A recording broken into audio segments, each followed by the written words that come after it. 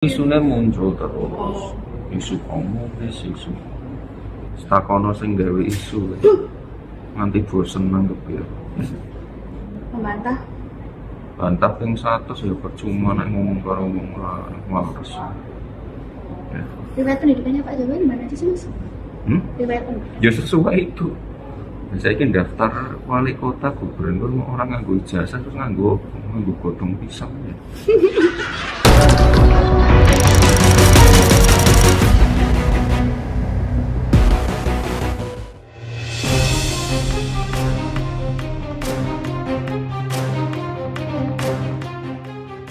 Jika banyak orang bereaksi keras kepada penghina keluarga, tidak demikian dengan Gibran Rakabuming Raka, putra sulung Presiden Jokowi.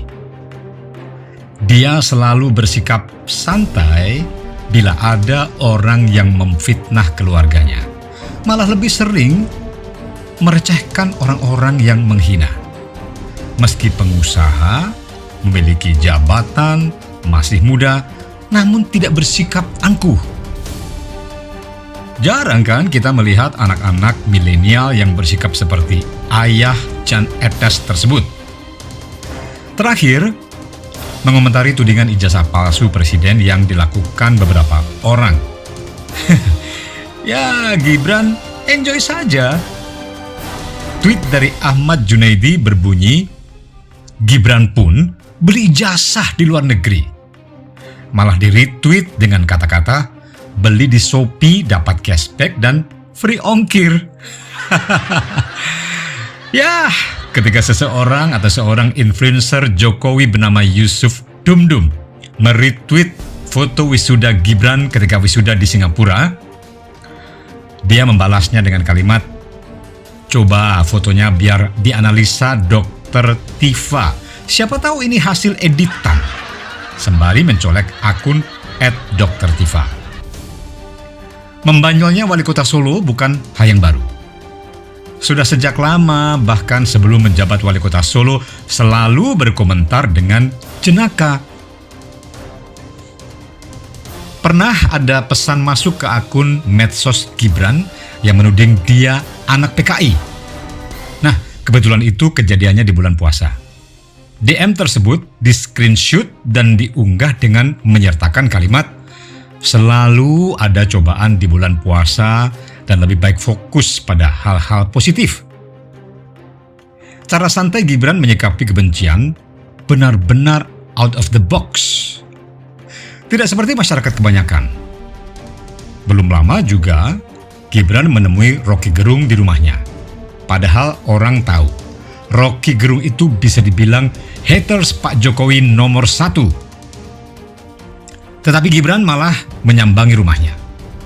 Dia menyatakan sedang sowan. Dalam terminologi Jawa, sowan bukan hanya berarti silaturahmi, bertemu, atau bertamu, namun juga ungkapan merendah bernada permohonan, menghormati yang lebih tua agar diterima. Rocky pun kepada media mengakui bahwa Gibran menang banyak dari pertemuan tersebut. Modal santai dan bersikap jenaka ini belum pernah ada pada diri anak-anak presiden sebelumnya. Apalagi disertai tindakan di luar perkiraan banyak orang. Menemui pengkritik orang tuanya. Termasuk ketika Fahri Hamzah menyempatkan mampir ke Loji Gandrung, rumah dinas wali kota. Nah, di sana Fahri disambut baik. Tidak terlihat ada dendam sama sekali terhadap politisi senior yang berkali-kali mengkritik bapaknya.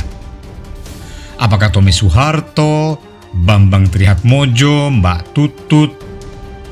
Apakah mereka bersedia menemui keluarga Gus Dur? Lalu AHY maupun Ibas, apakah mau menemui George Junus Adicondro, penulis buku Gurita Cikias? Pun dengan Mbak Puan Maharani, apakah bersedia menemui Amin Rais yang menggagalkan kesempatan ibundanya menjadi presiden pada tahun 1999? Sangat diragukan itu terjadi. Sejatinya tidak hanya orang lain yang jadi sasaran keisengan Gibran, Tapi Kaisang, adik kandungnya sendiri yang diberitakan segera menikah dengan Erina Gudono, tak luput dari ledekan. Gibran mengunggah status bahwa panitia pernikahan Kaisang secara resmi sudah dibentuk dengan susunan panitia, mulai ketua, sekretaris, bendahara, dokumentasi, kemudian konsumsi, keamanan, among tamu, semuanya diisi nama Kaisang. Pun baru-baru ini jadi sorotan ketika Ibu Iriana mengirim foto wisuda Kaisang ketika SD kepada putra bungsunya tersebut yang disertai kalimat untuk jaga-jaga.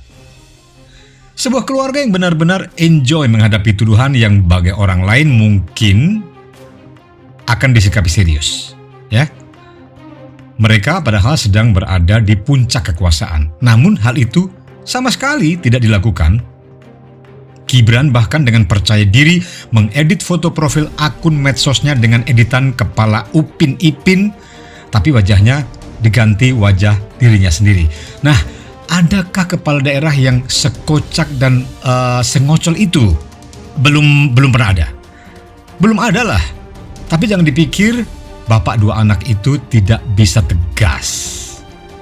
Jika memang menemukan kesalahan dan kekeliruan yang dilakukan anak buahnya, siap-siap aja terima risikonya. Seperti lurah yang melakukan pungli ke pertokoan dengan dalih THR. Tidak butuh waktu lama kan? Sanksi pencopotan langsung diberikan. Jangan mengatasnamakan tradisi. Kita itu ASN ya di Kota Solo ya, harus membiasakan yang benar, bukan membenarkan yang sudah biasa. Itu harus digarisbawahi, bukan masalah tradisi atau apa. Itu ada aturannya. Yang namanya, jenengan semua udah lihat suratnya, tertulis jelas, sodakoh, zakat fitrah, itu salah.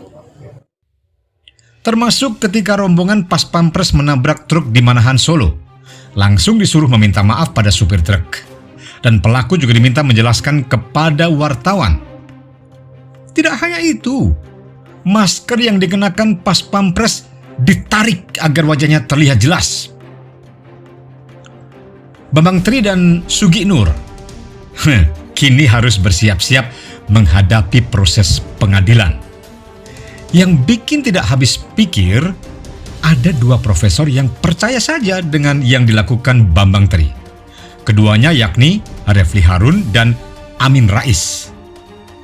Refli ikut melakukan interview jarak jauh melalui channel YouTube. Sementara Amin Rais sok-sokan mengajari bagaimana cara membuktikan ijazah asli atau palsu. Amin Rais yang mantan guru besar UGM, bila akan memastikan ijazah Presiden Jokowi palsu atau tidak, bisa nanya ke UGM tempat dia mengajar. Pasti aksesnya mudah, iya kan? Mengapa tidak dilakukan? Karena akan dapat malu. Karena memang ijazah presiden itu asli. Atau juga Refli Harun, jaringan sesama pengajar juga banyak. Tidak sulit menerima informasi benar tidaknya presiden pernah lulus atau tidak dari UGM. Namun itu tidak dilakukan karena ada motif lain yang bisa dimanfaatkan untuk menjatuhkan. Sugi Nur dan Bambang Tri harus menghadapi tuduhan penistaan agama. Bambang memang muncul di podcast Sugi Nur dan ditantang melakukan sumpah mubahalah untuk meyakinkan bahwa apa yang ditulis di buku Jokowi Undercover bukan sebuah kebohongan. Sudah banyak elemen masyarakat menyoroti sumpah di bawah Al-Quran itu. Sebagian besar menyatakan bahwa keduanya telah melecehkan Islam. Sumpah di bawah Al-Quran itu tidak boleh main-main, apalagi dengan motif politik, ya kan? Meski jabatan presiden tinggal 2 tahun lagi, namun nampaknya para pembenci presiden masih saja cari-cari masalah. Sugi Nur dan Bambang Tri akan didampingi pengacara macam Egy Sujana, Ahmad Khosinuddin, dan lainnya. Bagaimana mereka mau membantu orang menyelesaikan masalah jika dalam hidupnya saja sering bermasalah? Orang macam Sugi Nur, Bambang Tri, Egy Sujana, Amin Rais, serta kelompok oposisi tersebut ingin di akhir masa jabatan Jokowi tidak boleh dikenang sebagai orang baik. Kebencian yang sudah mendarah daging sulit untuk dipadamkan. Entah mau sampai kapan mereka begitu.